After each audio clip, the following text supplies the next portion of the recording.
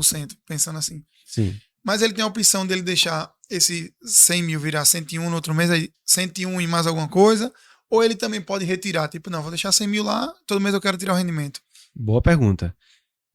Primeiro, falando sobre risco, que eu acho que é muito importante, assim, o baixo risco, na verdade, a gente pode colocar a poupança, que talvez eu não considere como investimento, né, porque você perde o dinheiro para a inflação,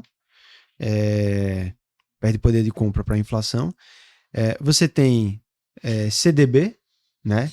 O que é o CDB? É você emprestar o dinheiro para o banco, para que o banco ganhe o triplo, né, e te pague uma partezinha daquilo ali. Uhum. É assim que funciona. Títulos públicos também, porque o risco é o risco do país quebrar. Aí tem muita gente que pergunta, né? E se o Brasil quebrar? Amigão, se o Brasil quebrar, você já quebrou antes. Então, peraí, né? É um negócio mais difícil de acontecer. Então, as pessoas ficam muito paranoicas com isso, talvez pelo desconhecimento também, né? Quando a gente não conhece nada, a gente tem medo, né, de certas coisas. Então, vou dar um tiro com a arma. Eu vou morrer de medo de dar o primeiro tiro. Depois que eu dou uns 10 tiros ali, já tô craque. Então, esse é o investimento de baixo risco, né? O que de extremo pode acontecer? Por exemplo, fundo de renda fixa também é um investimento de baixo risco, porque o fundo é uma empresa, um CNPJ, onde você vai aplicando dinheiro de vários investidores. Esses investidores viram cotistas, ou seja, eles viram sócios daquele fundo. Então, se o fundo quebrar, ele quebra junto. Ele tem responsabilidade. E ele não tem aquela garantia do FGC, não né? tem garantia do Fundo Garantidor de Crédito. Para quem não sabe, o Fundo Garantidor de Crédito é um seguro que cobre até R$250 mil de algumas aplicações de renda fixa. Tá? O Tesouro não tem isso, tem? Não tem. Ele tem a garantia do público, governo. Né? Tem garantia do governo. Do governo, né? Isso, na verdade, então, é para bancos, né? Para bancos para bancos. Via de regra, bancos, tá? Então, o que acontece? Esses são os investimentos de baixo risco. Que, como você falou, ou via de regra vão ter a garantia do FGC, ou vão ter a garantia do governo, ou então é um dinheiro que está pulverizado em um fundo de investimentos, que ele vai comprar diversos ativos, tá?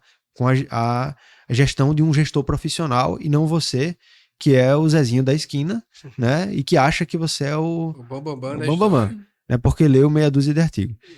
Esse é o primeiro ponto.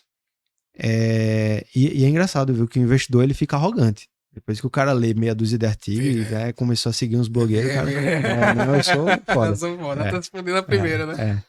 Não, é assim mesmo, o cara chega cheio de dedo lá na empresa. Mas é isso. É o nosso trabalho. Investimento de médio risco. O que seria isso? Na minha opinião, tá? Seriam os fundos de multimercado, de baixa volatilidade. O que é a volatilidade? A oscilação, basicamente, né? Tem fundo que um dia você tá com a cota a R$100, outro dia tá 120, outro dia tá 80. Isso é alta volatilidade. A baixa volatilidade é o fundo que tem uma cota de R$100, no outro dia tá 100,5, né? No outro dia tá 99,9 e assim vai. A oscilação é bem menor. Eu incluiria fundos de baixa volatilidade nessa história, né? Incluiria também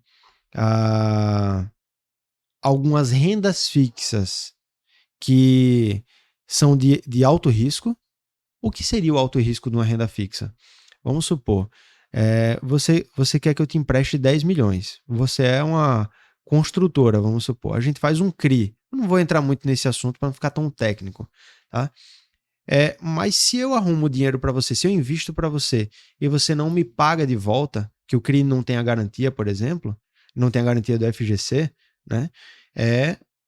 Eu quebrei junto. Mas no caso, quem está emprestando esse dinheiro é o governo, é isso? Não, é o mercado. Tá? Entendi. Então, eu sou uma empresa que estou precisando de grana. Eu vou no mercado me empresta esse dinheiro. O mercado empresta. Basicamente. Mas no caso, quem se responsabiliza pelo título disponibilizado seria um banco. Ou não necessariamente? Não. Ou um fundo de investimento? Não. Quem se responsabiliza é a própria construtora, digamos assim, que... Tá, mas a construtora ela não tá pegando essa grana de algum lugar? Tá, não. No vamos caso, lá. A construtora... porque tem uma figura intermediária. Eu precisei da grana. Isso, tem uma figura intermediária que é a securitizadora, que a gente chama. Né? Então, a securitizadora ela vai dizer para a construtora, tá aqui o seu dinheiro, com um deságio. O cara quer 10 milhões, ó, eu vou te pagar 7 aqui. E vaza, né? Beleza, o cara foi embora. Agora, a securitizadora, ela vai cobrar para o investidor, ela vai ter a responsabilidade ali direta com o investidor. Então, esse recebível é dela. Sim. Aí ela vai receber 10, 12 milhões. Sim. Então, assim, o problema é se ela quebrar. Aliás, desculpa, o problema é se o investidor não conseguiu... Isso. Porque é o seguinte, como é uma carteira de recebíveis, entenda, se você não receber essa grana, ferrou tudo. Lembra da crise do subprime nos Estados Unidos? Né? A crise do subprime nos Estados Unidos em 2008, foi né? Das hipotecas. A imobiliária, né? Eu recomendo até para todo mundo que está assistindo ver o filme A Grande Aposta, que ele explica de maneira bem didática como aconteceu isso. É com o Leonardo DiCaprio ou é com Christian Bale. Tá. É fantástico. Fantástico filme. E assim, então esses são investimentos de médio risco. Até existem algumas garantias ali, mas, por exemplo, eu vou dar como garantia um terreno ou algum outro recebível. E não necessariamente isso aí é honrado, porque, por exemplo, o terreno ele pode ser colocado ali como garantia como 10 milhões, mas no mercado ele vale 7. Então, existem esses riscos que eu consideraria como médios, né? Então, são riscos ponderados ali no final das contas. Que pode dar alguma zebra, mas e no é caso mínimo. A corretora, ela funciona, a casa de aposta, como a responsável por filtrar esses CRIs, né? É CRI que chama? Para ver quais que são os bons para serem oferecidos no mercado. Isso. Né? Dentro das corretoras existe o setor de análise de crédito, tá? Análise de crédito é quando o cara vai olhar lá se o cara tá pagando... se a saúde financeira daquela empresa é boa para ela fazer esse tipo de operação. Mas o papel da corretora é, de fato, uma intermediação. É até bom a gente pegar nesse assunto aí, abrindo um parêntese, porque assim, quando você quer investir, né, no imóvel, por exemplo, você compra um imóvel através de uma corretora imobiliária, e se essa corretora quebrar, o que acontece com o seu imóvel? Nada. Você comprou um imóvel, tá ali. Então a corretora é intermediária. No mundo financeiro, digamos assim, a corretora funciona da mesma maneira. Ela vai arrumar os ativos para que você, que é o cliente, que é o investidor, possa investir. Então, é uma plataforma. E aí, indo para a parte de investimentos mais agressivos, a gente tem a parte de ações, né? Com alta volatilidade, fundos de multimercado com alta volatilidade também, né? Que aí esses fundos eles podem investir, por exemplo, até em commodities, né? O que são commodities? A gente tem boi gordo, milho, tem ouro também, cobre. O frango, acho que acaba sendo... Eu não sei se o frango tem, mas tem até um franguinho ali atrás, né? Esse frango... Eu tava olhando pra ele agora. Pra maior de uma franga, na verdade. A Britney. O nome da Britney. E aí...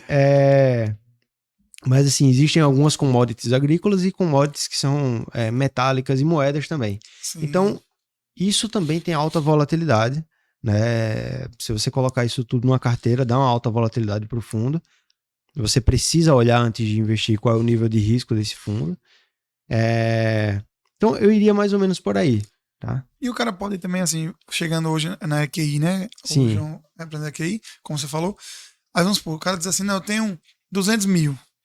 Vou botar aqui 100 mil no baixo, posso botar 50 no moderado e posso 50 ir por risco. Diversificação da carteira, no Isso. caso. Para o cara tentar dar uma alavancadazinha assim. Uma alavancadazinha, uma pequenininha. Acontece, Existem algumas estratégias assim que você consegue elaborar para poder ter um grau, uma exposição maior a risco, né? Agora tem que ver o perfil do cara, né? Tem que ver o perfil, tem que ver quais são os seus objetivos de vida. Aí vocês lá já dariam essa o cara chegou ao ser rico. O objetivo de vida. O cara diz assim, não, eu queria fazer uma renda X, mas eu tô disposto a arriscar X, assim, vocês já ariam direcionamento. Hoje a gente já muda a cabeça do cara antes de ele começar, porque às vezes ele chega com essa mentalidade e eu digo, não, peraí. Qual é o papel do dinheiro na sua vida? Né? Você quer especular ou você quer usar esse dinheiro para comprar um carro que você deseja, para fazer a viagem com a sua família que você tanto quer? O dinheiro tem um papel na vida da gente. Me aposentar com 40 anos de idade, tendo uma renda de 50 mil por mês. Entendi.